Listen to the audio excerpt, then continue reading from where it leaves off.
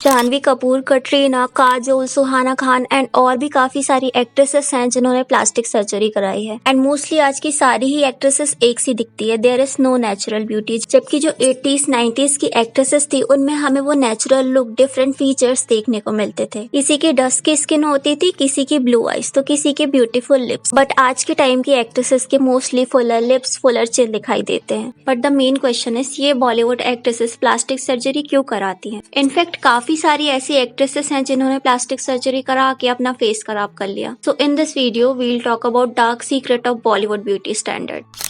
आपने जानवी कपूर की before plastic surgery की फोटोज तो देखी होंगी, राइट? बट सडनली वो इतनी ब्यूटीफुल एंड उनकी बॉडी इतनी कर्वी कैसे हो गई? यस, ऑफ कोर्स वो पहले से ही ब्यूटीफुल थी क्योंकि उनमें श्रीदेवी जी के जीन्स थे। But now she looks perfect. उनके परफेक्ट लिप्स हैं, परफेक्ट चीक्स हैं, शार्प जॉ लाइन्स हैं एंड कर्वी हिप्स भी। एंड बॉलीवुड एक्ट्रेसेस क्या, हम सभी गर्ल्स को यही तो चाहिए, right? Same with Shanaya Kapoor, Suhana Khan and Nysa Devgan. अब देखो, नायशा देवगन एंड सुहाना खान की सर्जरी को तो हम वैलिड मान सकते हैं क्योंकि उन्हें ऑडियंस ने बचपन से ही ट्रोल किया कि उनकी स्किन डार्क है, वो अपने पेरेंट्स की तरह ब्यूटीफुल नहीं है। एंड इसी इनसिक्योरिटी की वजह से इतनी छोटी सी उम्र में उन्होंने इतना ह्यूज स्टेप लिया। बट अगर मैं कहूँ कि नायशा की मदर काजोल ने भी स्किन वाइटनिंग ट्रीटमेंट कराया, जबकि उनकी डार्क ब्यूटी के लिए बॉलीवुड में उन्हें प्रेज किया जाता था, वो क्रश थी 90s की। अब देखो, सुहाना खान ने सर्जरी तो कराई बट उन्होंने स्किन लाइटनिंग ट्रीटमेंट नहीं कराया, जिसकी वजह से उनकी स्किन अभी भी डार्क है। तो ऑडियंस ने उन्हें फिर से ट्रोल कर दिया। यहाँ मैं आपसे क्वेश्चन पूछना चाहूंगी ऑडियंस, क्या डार्क स्किन और डस्की स्किन इतनी बुरी होती है जो हम एक पर्सन को सिर्फ इसलिए ट्रोल करते हैं कि वो काला है? इवन ऑडियंस क्या, एक्टर्स भी बॉडी शेमिंग करते हैं। आपको याद होगा कि करीना एंड विपाशा की फर्स्ट मूवी अजनबी थी, जहां विपाशा ने करीना के डिजाइनर से हेल्प मांगी तो करीना ने गुस्से में विपाशा को काली बिल्ली बोल दिया। क्या ये बॉडी शेमिंग नहीं है? तो इंटरनेट में लोगों को बॉडी पॉजिटिविटी की बात तो करनी ही नहीं चाहिए जब लोग उसमें बिलीव ही नहीं करते। अब हमने यहाँ बॉडी शेमिंग की बात तो कर ली,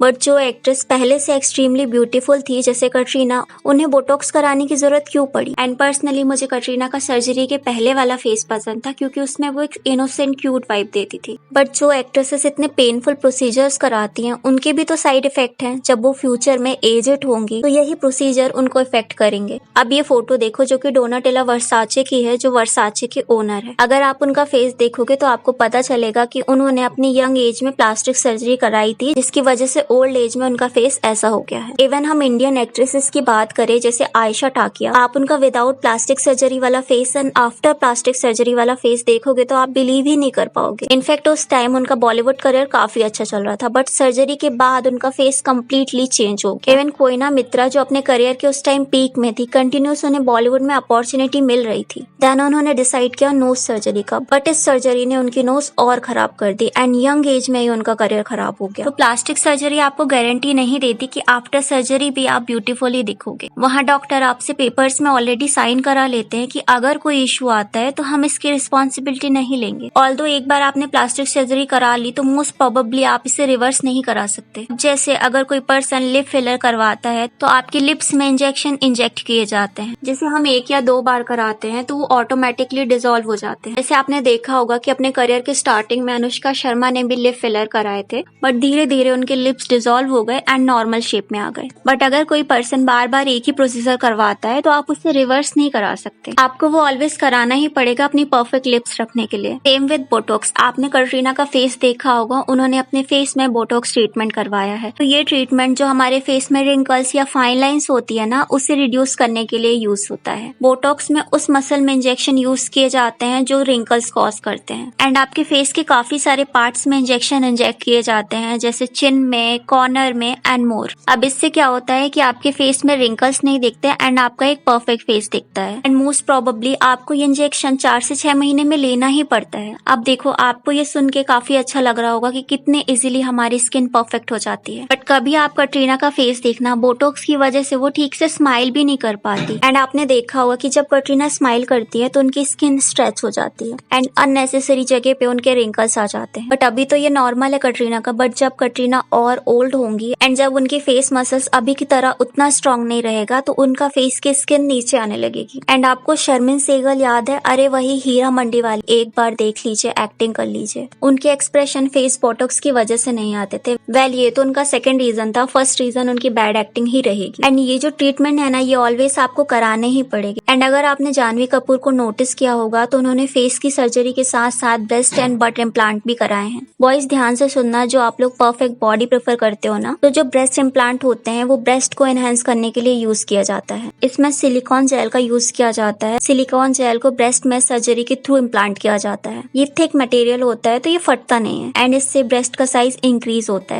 same with but implant, and उसमें भी सिलिकॉन का ही यूज किया जाता है। एंड काफी अलग टाइप के ट्रीटमेंट भी होते हैं, बट हम यहाँ सिर्फ सिलिकॉन की बात कर रहे हैं। एंड यू नो ऐसा भी नहीं है कि आपने एक बार ये प्रोसीजर करा लिया तो ये हमेशा के लिए रहेगा, नहीं। इनकी एक टाइम लिमिट होती है जिसमें 10, 15 या 20 साल में आपको चेंज कराना ही होगा। अब जानवी कपूर के पास पैसा है, बट अगर नॉर्मल लोग ये सर्जरी कराएंगे और अगर ये बिगड़ गया तो सोचो आपके पास दोबारा ये कराने का पैसा नहीं रहेगा एंड आपकी लाइफ कंप्लीटली डिस्ट्रॉय हो जाती है। और बॉलीवुड एक्ट्रेसेस हमें कोरिया, यूएस से काफी इंस्पायर दिखती है। एंड हम यहाँ BTS, ब्लैकपिंक या कोरियन ड्रामा को पसंद तो करते हैं, बट डिड यू नो वहाँ की ब्यूटी स्टैंडर्ड कितने डिस्कस्टिंग होते हैं। अगर आप वहाँ ब्यूटीफुल नहीं हो तो आपको ट्रोल किया जाएगा, आपकी डिसरिस्पेक्ट की जाएगी। ऑलमोस्ट हर कोरियन एक्टर, एक्ट्रेस या फिर आइडल ने सर्जरी कराई होती है। इनफैक्ट वहाँ प्लास्टिक सर्जरी के क्लिनिक्स तो ऐसे होते हैं जैसे हमारे यहाँ फुल्की के ठेले। तो एटलीस्ट अभी हमारे इंडिया में ऐसे एक्सट्रीम स्टैंडर्ड तो नहीं आए हैं, बट यस, व्हाइट स्किन का अभी भी इंडिया में ऑब्सेशन है। जिस लड़की या लड़के की फेयर स्किन नहीं होती तो उसकी शादी नहीं होती। हाँ, अगर गवर्नमेंट जॉब है तो बात अलग है, फिर तो चांस ही चांस है। बट बॉलीवुड सेलिब्रिटीज के प्लास्टिक सर्जरी के ऑब्सेशन से हो सकता है इन फ्यूचर हमारा यूथ भी इंस्पायर हो जाए। एंड पहले जैसे आईफोन को स्टेटस सिंबल माना जाता था, वैसे ही कुछ सालों में प्लास्टिक सर्जरी को भी कॉमन कर दिया जाएगा। एंड ऐसा भी नहीं है कि सिर्फ बॉलीवुड एक्ट्रेसेस प्लास्टिक सर्जरी कराती हैं, बॉलीवुड मेल एक्टर भी प्लास्टिक सर्जरी कराते हैं, जैसे शाहिद कपूर, राजकुमार राव, रणवीर कपूर एंड सलमान भाई। लेकिन सलमान भाई ने सिर्फ हेयर ट्रांसप्लांट कराए हैं एंड वैसे भी हमारे भाई ब्यूटीफुल है। But the thing is, actor हो या एक्ट्रेस, वो कभी भी पब्लिकली एक्सेप्ट नहीं करते प्लास्टिक सर्जरी को, क्योंकि ऑफ कोर्स अगर वो एक्सेप्ट करेंगे तो ऑडियंस उन्हें ब्रूटली ट्रोल करेगी। राजकुमार राव ने जब रिसेंटली सर्जरी कराई थी तो ऑडियंस ने उन्हें ट्रोल किया, बट फिर जाकर उन्होंने इसको एक्सेप्ट किया। बट मैं करण जौहर एंड राखी सावंत को अप्रिशिएट करूंगी क्योंकि उन्होंने ओपनली प्लास्टिक सर्जरी को एक्सेप्ट किया है। अब देखो, प्लास्टिक सर्जरी कराने में कोई इशू नहीं है, अगर आप अपनी बॉडी से इनसिक्योर हो then go for it. But the thing is, जो न्यू बॉलीवुड एक्ट्रेसेस हैं जैसे जानवी, शनाया, खुशी कपूर, सुहाना, उन्हें लगता है कि सिर्फ ब्यूटीफुल होना ही इम्पोर्टेंट है, क्योंकि एक्टिंग तो डायरेक्टर करा ही लेंगे। बट इनसे एक्टिंग भी तो नहीं होती ना,